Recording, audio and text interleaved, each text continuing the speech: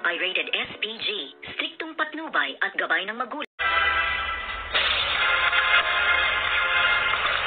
Good morning and welcome sa aking munting channel. At dito nga ay naging okay na ang sitwasyon ng mga kasamahan at kagrupo nga nitong si Tanggol. Ngunit itong si Owie nga ay nasabi at natanong nga ng isang kasamahan nila kung kumusta at nasaan ang kanilang kasamang yung maliit nga, at si Owie nga ang kanilang tinatanong at nasabi naman ng isang doktor ay okay na dahil naging critical nga ang kanyang kondisyon at naging 50-50. At dito nga ay nabigla at nagulat ang mga kaibigan ni Tanggol na nasa hospital din, na kung saan ay medyo okay at nakarecover na nga ang kanilang mga sitwasyon. At dito nga ay nang sabihin din ng doktor na medyo okay na nga ang kanyang sitwasyon. At sinabi nga dito kay Warden ay nagtaka at nagulat nga si Warden kasama ng kanyang mga kasamahan na pulis sa loob ng correctional ay kahit bakit daw kaliit-liit na tao ay ang tikas-tikas at nabuhay pa.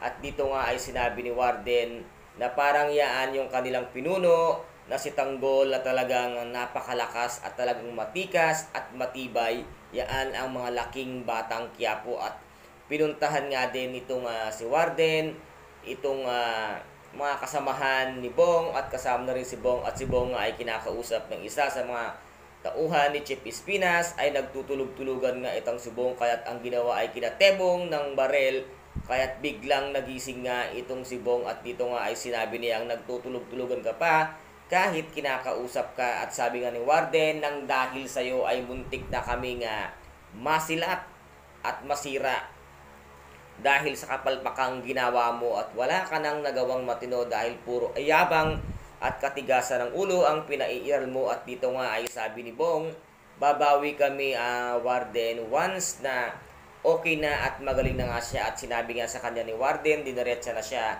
na hindi na Bong, hindi na kailangang bumawi pa dahil once na paglabas mo dito ay humanda kayo kaya Chief Espinas, dahil meron kayong kalalagyan at meron nga siyang gagawin sa inyo. Kaya dito nga iniwan na ni Warden itong si Bong kasama ang kanyang mga kagrupo. At dito yan nasabi nga nitong si Bong na kailangang makatakas na sila doon at talagang hindi sila papayag na mapatay ni Chief Espinas kasama ng kanyang mga kagrupo na nagtangkang patayin ang mga kagrupo nga din nitong si Tanggol.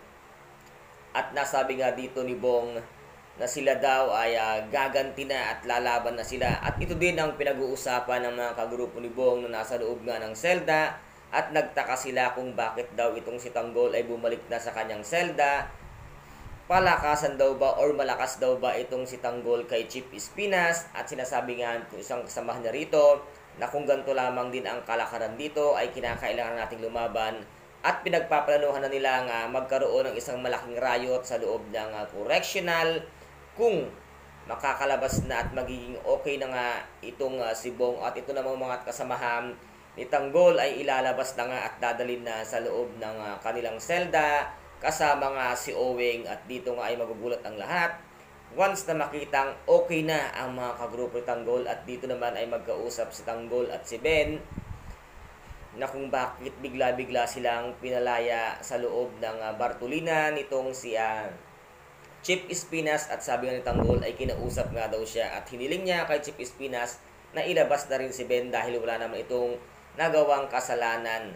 At sila lamang ay ipinagtanggol ang kanilang mga kaibigan at ang kanilang mga sarili. At dito nga ay lumapit si Mayor at kinausap nga sila na huwag na sila nga gagawa ng gulo dahil 3 araw silang nakapadlak at 3 araw silang walang rasyon na pagkain dahil nga sa nangyari na yon. At dito nga ay hiniling itong si Tanggol kaya Mayor na sana ay huwag silang pabayaan at si Mayor na ang kanilang tinutuling na pamilya dito, kaya't sana ay huwag silang pabayaan ni Mayor. At sabi naman ni Mayor, once na ginalaw pa kayo ng grupo ni Bong ay ako na ang kanilang makakalaban. Ito naman ang sagot dito nitong si Mayor na kung saan nga ay kumakampi na rin dito nga kaya Tanggol dahil alam naman niyang napakabuti at napakabait nga ng puso nga ni Tanggol. And guys, Ito po ang ating pakaabangan mamaya dito nga sa tinaguriang pambansang teleserye FPJ ang Batang Quiapo. At kung nagustuhan po ninyo ang aking video for today, paki-subscribe na lamang po ng aking channel, paki-like and share din po para maging update kayo sa lahat ng gagawin kong video. Maraming salamat po. Ingat, God bless and bye-bye!